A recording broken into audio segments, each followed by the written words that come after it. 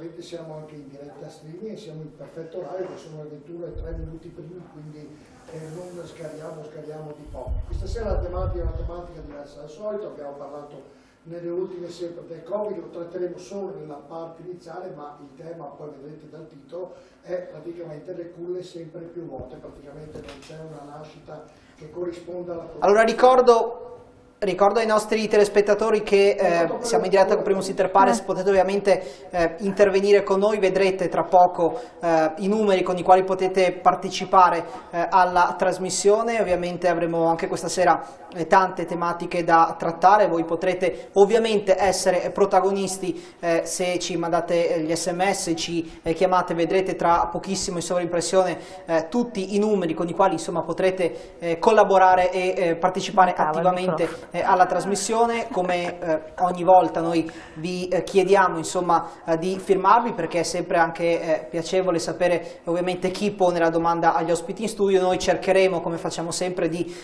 leggere più messaggi possibili, dare voce a più possibile, però ovviamente spesso sono molte veramente le telefonate, i messaggi che ci arrivano, di conseguenza insomma cercheremo ovviamente di fare il possibile.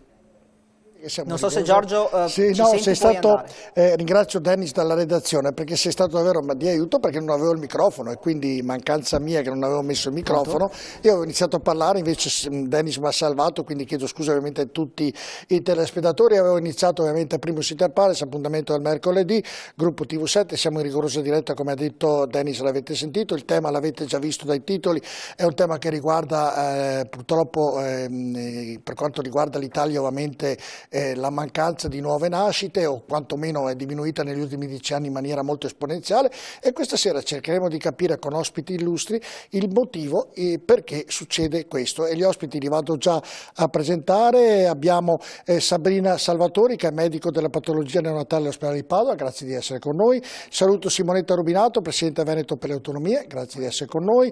Saluto Gianpietro Dalla Zuanna, non vorrei sbagliare con la A con la E, che è professore di demografia dell'Università di Padova. Grazie a Elisa Venturini di Forza Italia, grazie anche a lei, e grazie anche a Rosa Maria Quattraro, che è psicologa e psicoterapeuta. Grazie davvero a tutti di essere qui per questa tematica che ovviamente ci interessa molto trattare. Vedete già il titolo, sulle culle sempre più vuote. Prima però di iniziare la trasmissione vera e propria con interviste con vari collegamenti, abbiamo collegata, che ovviamente ci darà le ultime notizie, Lorena Gottardello, che è dirigente medico Dipartimento di Prevenzione USL 6, che sta spegnendo e accendendo la luce che arriva, così, eccola che è arrivata, che la saluto se ci sta ascoltando.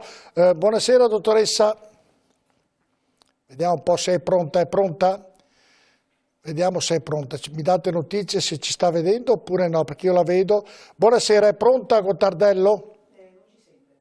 Non ci sente, bene, se riusciamo a farla sentire va bene, così riusciremo a capire, perché ovviamente volevamo chiedere com'è la situazione vaccini, perché sapete tutte la situazione sicuramente non è delle migliori. Siamo riusciti a ripristinare il collegamento, allora volevamo sapere, perché domani si dovrebbe decidere se questo farmaco che non sta funzionando sarà ovviamente a disposizione per l'intera popolazione, non solo italiana, perché davvero altrimenti mette una situazione non molto positiva per quanto riguarda le vaccinazioni e i tempi che dovrebbero essere rispettati per far sì che la maggior parte venga vaccinata. Sto prendendo tempo, ovviamente avete capito tutti, sto prendendo tempo, quando uno prende tempo non sa più cosa dire, però chiedo alla regia se la Gottardello, che ha sempre un po' di problemi col computer, è riuscita a collegarci. No, non è ancora riuscita, beh, cercheremo di vederla. Cosa pensate voi? Lo chiedo prima all'uomo maschile professore di questa situazione per quanto riguarda il Covid. Riferimento ai vaccini, sì, ovviamente, parliamo solo nella piccola parte iniziale di questa tematica. Per quanto riguarda il problema dell'interruzione di AstraZeneca, è un'interruzione che non si giustifica, perché se andiamo a vedere i dati sulle persone che hanno avuto la trombosi, il dato è perfettamente in linea con il dato medio delle persone che hanno la trombosi per fatti loro.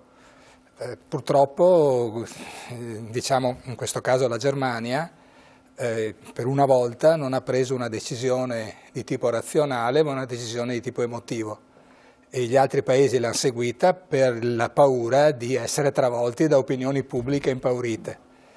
non dobbiamo aver paura di questo, perché purtroppo su queste cose bisogna veramente fidarsi della scienza. E il dato evidente è quello che è successo in Inghilterra, dove hanno vaccinato con AstraZeneca più di 10 milioni di persone, 20 milioni, e hanno visto che gli eventi avversi non ci sono assolutamente stati con riferimento a questo tipo di malattie, ma neanche ad altri tipi di malattie. Certo. Quindi l'Europa in questo caso purtroppo non si è comportata, a mio avviso almeno, ma a avviso anche di tanti scienziati che l'hanno detto, non si è comportata in modo razionale. Come avrebbe dovuto. Elisa Venturini invece, proprio su questo passaggio iniziale, solo un rush iniziale, poi torneremo alla tematica della trasmissione. Sì, leggevo una lettura sociologica che è stata data, ad esempio, del modo di porsi dell'Inghilterra e della Germania.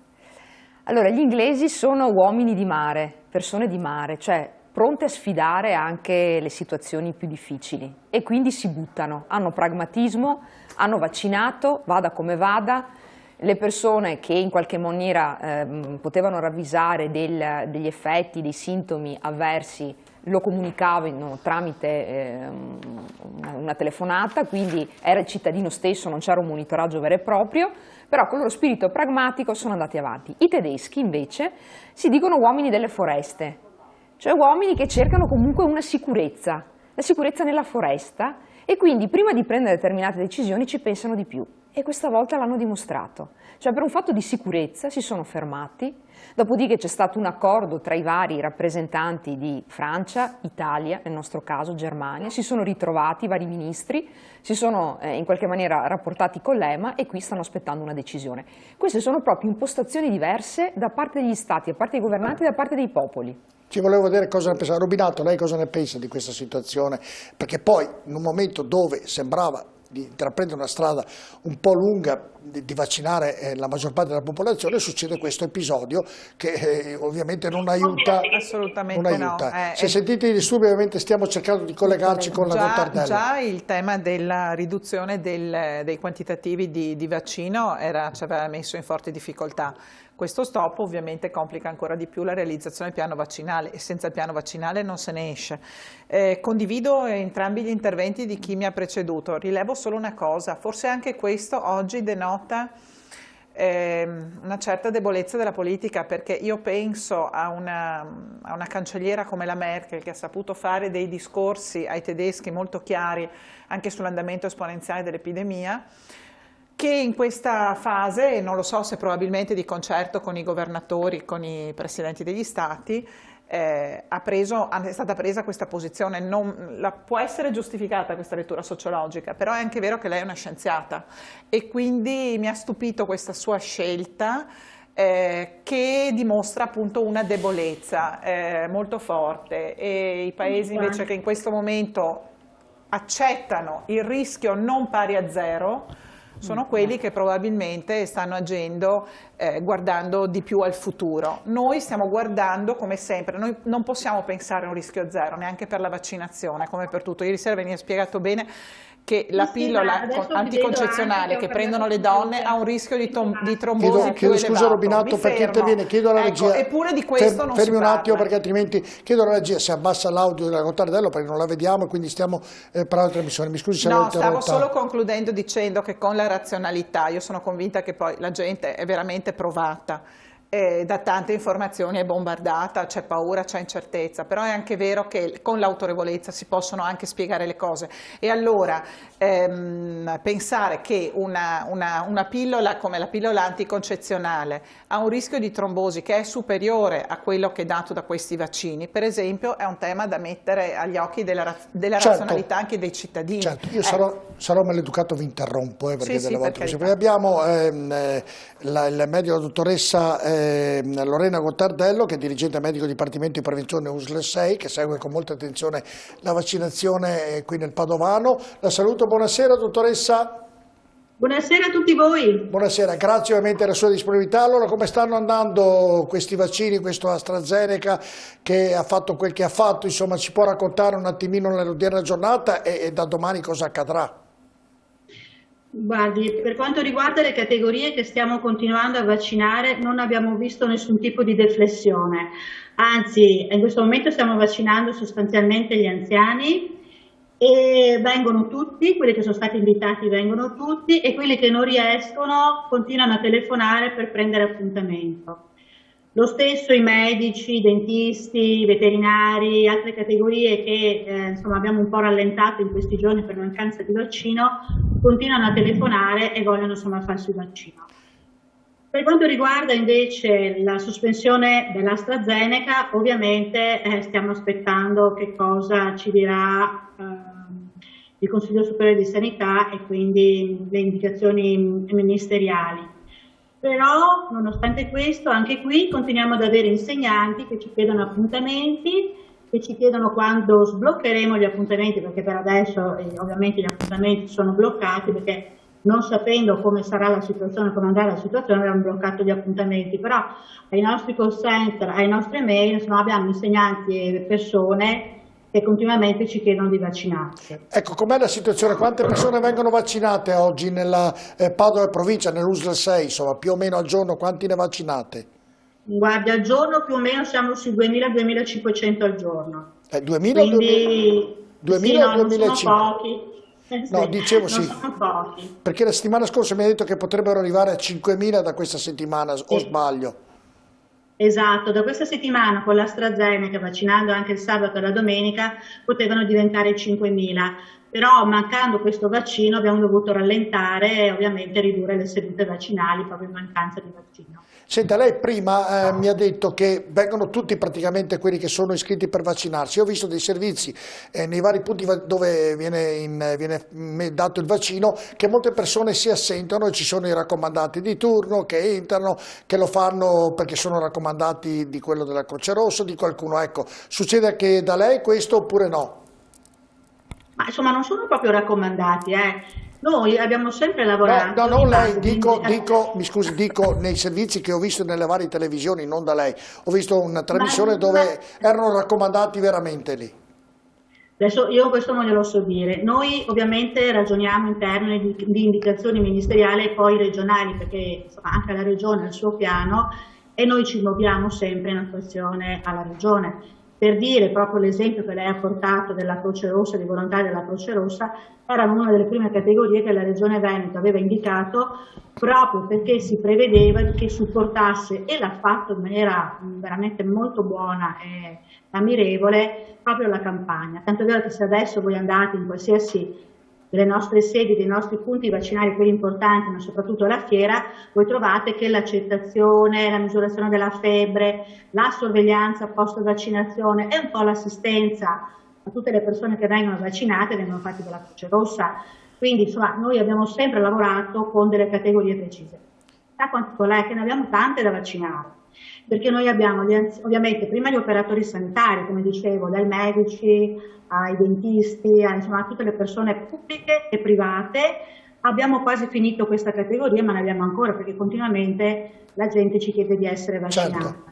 Poi abbiamo gli anziani che insomma anche quelli non abbiamo proprio finito, li finiremo nei prossimi giorni a chiamare. Nei prossimi giorni stiamo invitando le persone nate nel 38 e tra poco anche quelle del 37. Stiamo facendo le persone ultra novantenni perché con la collaborazione dei comuni sono state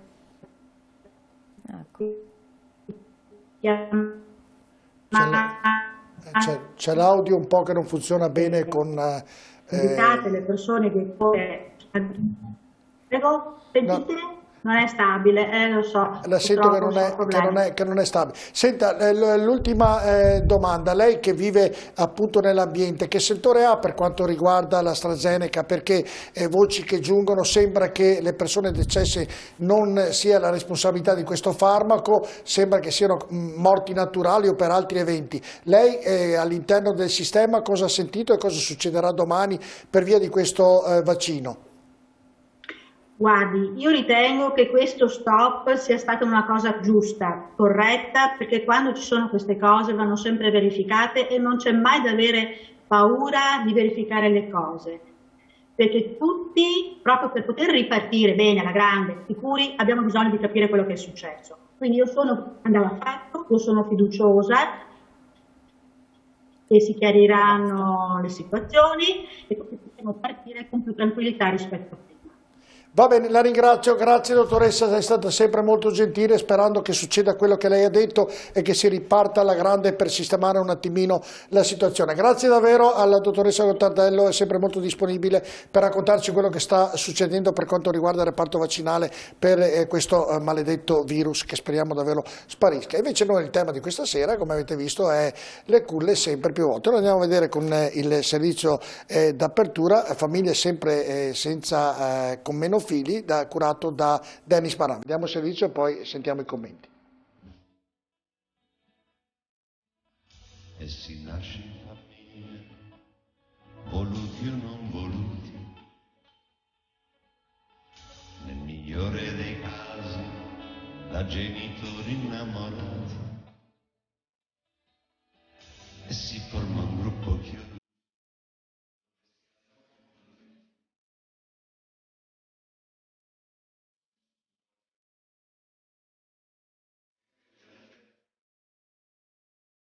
Si nasce in famiglia, cantava Giorgio Gaber alla fine del secolo scorso, peccato che ormai però si nasca sempre meno. Il calo della natalità nel nostro paese negli ultimi anni sta facendo registrare dati particolarmente allarmanti. Nel 2019 in Italia sono nati 420.000 bambini, un record negativo dal 1861, ma a colpire è soprattutto il confronto con gli anni precedenti, quasi 20.000 in meno rispetto al 2018, ma soprattutto 150.000 in meno rispetto al 2009. Le cause che hanno portato a questa situazione sono molteplici. In primo luogo la diminuzione delle donne in età fertile. Il calo demografico verificatosi a cavallo tra gli anni 70 e gli anni 90 sta avendo ripercussioni sul numero di donne che oggi possono avere figli. Ci sono però anche altre questioni. Intanto l'allungamento del periodo della scolarità, che porta i giovani a entrare nel mondo del lavoro più tardi rispetto ad un tempo, senza dimenticare l'aumento della precarietà, con l'Italia che si trova sempre ai primi posti per disoccupazione giovanile. Incide anche però l'ingresso di molte donne negli ultimi decenni proprio nel mondo del lavoro, fatto questo che, se unito alla carenza di politiche di welfare che permettano alle donne di conciliare figli e professione, spiega il calo di nascite a cui stiamo assistendo negli ultimi anni. Del resto il tema degli aiuti alle famiglie incide già di per sé. A livello nazionale si nasce di più nelle regioni del nord, che storicamente hanno prestato più attenzione ai sostegni alle neomamme. Ecco che nel 2019 il tasso di fecondità, ossia il numero medio di figli per donna, in Trentino era di 1,57, mentre in Sardegna arrivava appena ad 1. Ma quali sono le prospettive future? A delinearle è un sorprendente sondaggio commissionato dalla Fondazione Donat-Cattin, secondo cui un giovane italiano su due tra i 18 e i 20 anni immagina il proprio futuro senza figli. Tra i motivi spiccano la carenza di lavoro e l'assenza di politiche adeguate alla famiglia, mentre solo in misura minore gli intervistati considerano i figli un ostacolo in quanto condizionano la vita. Una famiglia insomma molto diversa rispetto a quella che conosciamo oggi, o quantomeno sempre di più senza figli.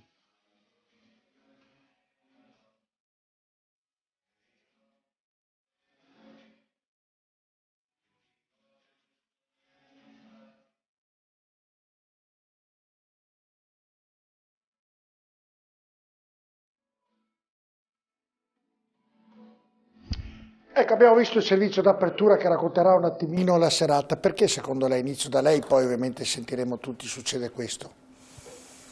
Succede questo perché il servizio, l'ha detto, ha toccato secondo me i punti fondamentali.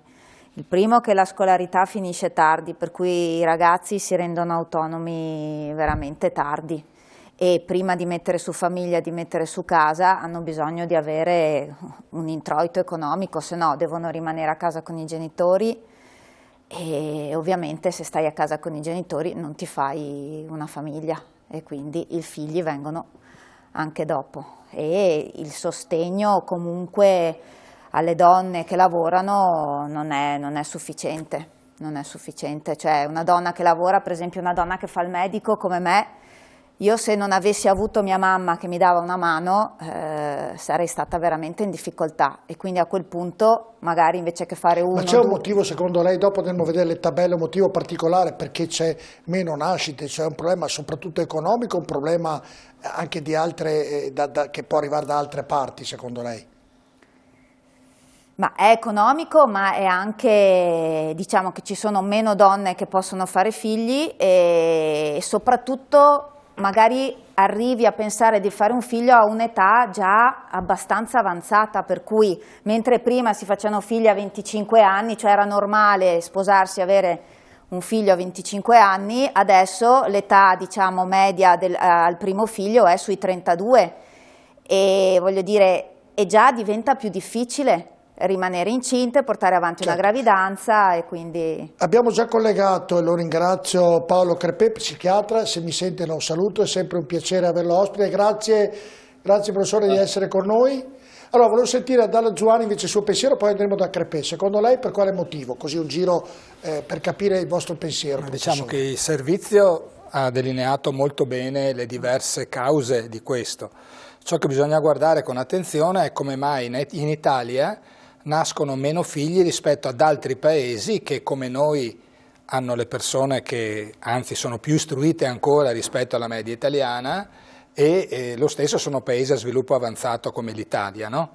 Se si va a vedere queste differenze, per esempio che so io la Francia dove nascono 2 figli per donna e la Danimarca o la Svezia o anche la stessa Inghilterra dove nascono 1,7-1,8 figli per donna, la stessa Germania che ha recuperato la fecondità, ci accorgiamo che i motivi sono proprio legati al fatto che questi paesi hanno fatto politiche importanti a favore di 3 cose, per diminuire le penalizzazioni economiche per chi ha figli, migliorare la conciliazione fra vita lavorativa e vita, e attività di cura per i figli, e la terza cosa, aumentare anche il tempo che i genitori possono vivere con i figli. Allora, per completare il ragionamento, vado da Paolo Crepè, io faccio le tabelle così abbiamo una panoramica completa dove poter ragionare. Chiedo alla regia se mette la prima tabella che ci dà le differenze di nascita dal 2009 al 2019, cioè praticamente 10 anni.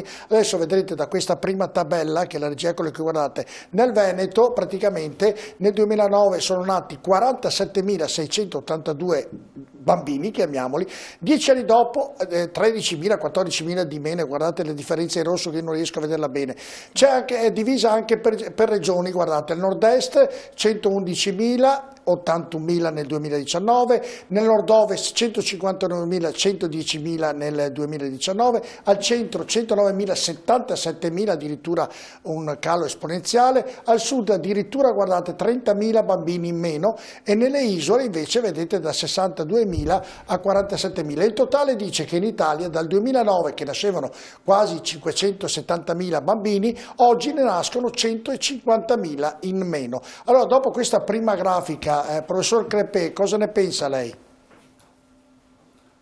Penso che se poi ci mettiamo vicino a quella dei morti,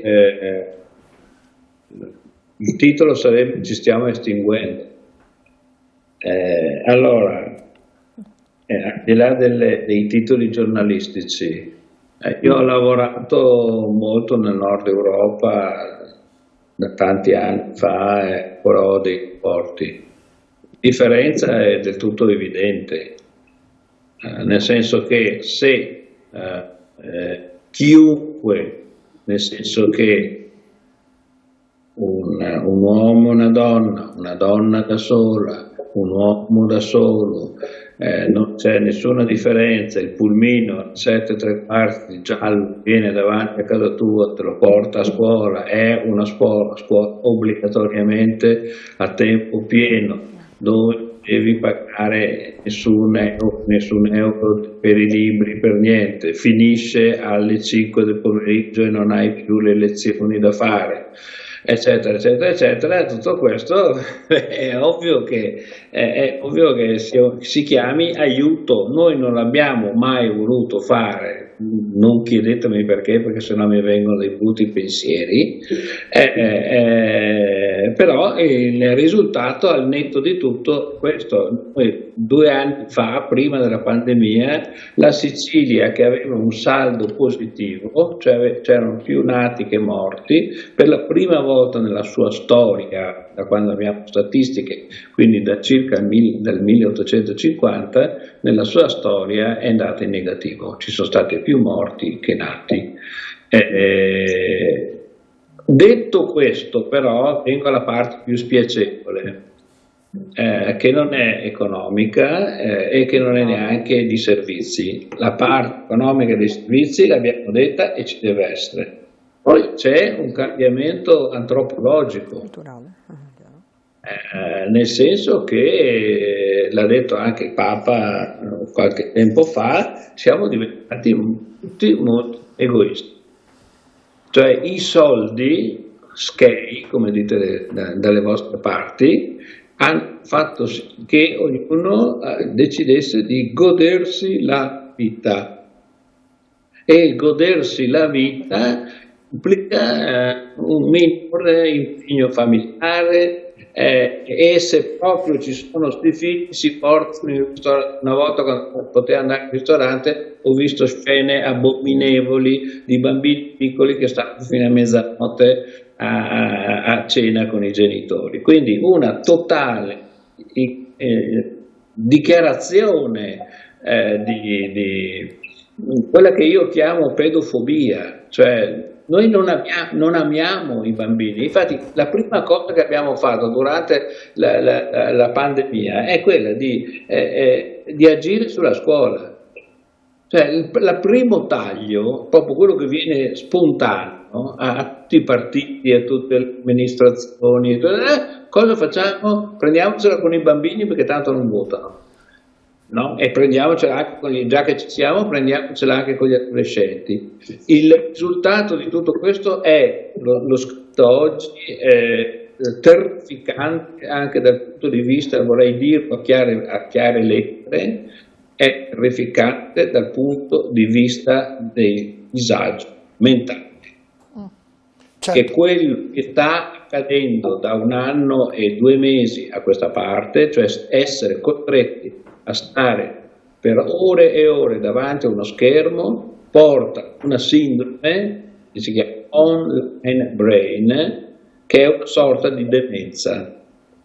Che grave. Senta, professore, poi chiedo che nostri non è allarmismo, credo che un qualsiasi genitore attento vede un figlio depresso, vede un figlio con poche capacità di concentrazione, con minore memoria, eccetera, eccetera, eccetera. Senta, come presenta lei questa situazione? Davvero è drammatica, ma vede una luce nel futuro sotto questo profilo? Perché se dice che non sarà così all'inizio del suo ragionamento, mi preoccupa la cosa. Ecco, il futuro sarà o potrà migliorare? Se sì, come si potrà fare per migliorarlo? Oppure vedrà sempre più nero quel tunnel?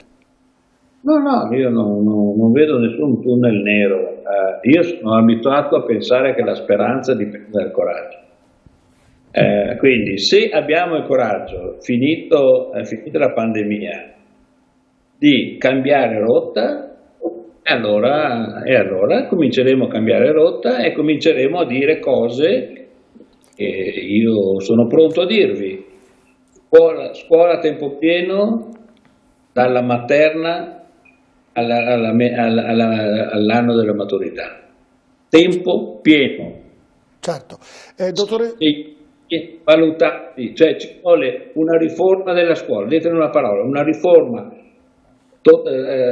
copernicana della scuola, un New Deal, come si diceva quando c'era Roosevelt, un New Deal da questo. Uno dice cosa c'entra? C'entra perché se la famiglia non si deve più occupare dei compitini a casa, a tempo, quando torna la mamma che lavora, io non posso metterla in croce perché una donna va a lavorare, dice un medico, ma io ringrazio quella dottoressa di andare a lavorare, scusatemi, siamo nel 2021, non siamo nel 1800.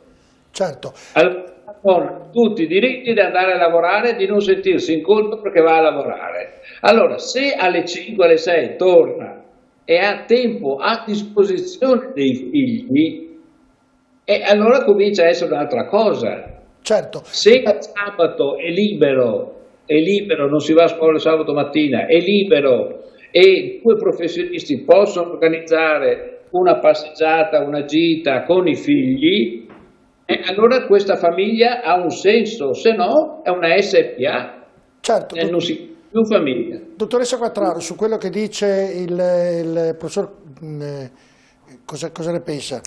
Penso che abbia ragione su questo discorso di una riforma della scuola, però penso anche che si debba dare ai genitori la possibilità anche di stare coi figli, perché se noi pensiamo, allora è senz'altro necessario che vengano date maggiori possibilità di poter mandare i bambini al nido. Il professor Crepè aveva fatto recentemente, mi scusa se interrompo, nel dire che in parte condivido, lui dice praticamente che siamo diventati tutti più egoisti, e uno dei motivi, al di là del problema economico, per cui non si fanno figli. Secondo lei è d'accordo su questo ragionamento che il mondo, noi italiani siamo diventati più egoisti e chi se ne frega, l'importante è star bene noi? Beh, senz'altro c'è un cambiamento in atto nella nostra società in termini di un maggiore individualismo, e questo è sotto gli occhi di ciascuno di noi e questo è innegabile. Senz'altro però, ripeto, secondo me c'è un aspetto che è legato a una difficoltà proprio per come è organizzata la nostra società a pensare, programmare di fare dei figli. Se se ne fa uno è già tanto, farne un secondo, metterne in cantiere un secondo per tanti è già un azzardo, non solo in termini economici ma anche in termini proprio di gestione dei bambini, perché non si può pensare che un bambino debba stare in un'istituzione, la scuola, l'asilo, il nido, dalle 8 di mattina alle 6 del pomeriggio, 5 giorni su 7. Quindi io credo che si dovrebbe dare, per esempio, a chi lo desidera la possibilità di fare un part-time oppure di fare un tempo comunque ridotto, certo, almeno finché i bambini sono molto piccoli, perché la presenza della mamma, la presenza dei genitori è fondamentale, non si può demandare alle istituzioni che peraltro però devono essere presenti e devono fare la loro. Ho capito, però i numeri. Elisa Venturini, prima della pubblicità, lei cosa ne pensa sul ragionamento che ha fatto il professor Crepè e anche sul ragionamento che stiamo iniziando appunto di queste nascite che sono diminuite dai numeri che abbiamo visto in maniera davvero esponenziale, e poi le paragoneremo anche, come diceva il professor Crepè, con i morti, perché davvero prima detto stiamo un paese in estinzione quasi, spero di no, però... Beh, innanzitutto rispetto al professor Crepè, ubi maior minor cessat, nel senso che sicuramente ha competenza e dal punto di vista psichico-psicologico riesce anche ad inquadrare le fattispecie, quindi un aspetto culturale, mi viene da dire, c'è, perché ce ne rendiamo anche conto. Banalmente, se anche le pubblicità, se anche la televisione, se anche i mezzi di informazione dessero dei messaggi pro maternità, pro famiglia, siamo condizionati in maniera diversa, quindi anche la società nel suo insieme, nella comunicazione, in qualche maniera potrebbe influire. Dopo è altrettanto vero che concorrono anche degli altri fattori. Esperienza, uno spaccato della mia vita, giusto per darvi l'idea, nella mia classe delle elementari, 18 persone, 2 laureati. In questo caso sono riuscite però 2 persone ad avere figli a 20 anni.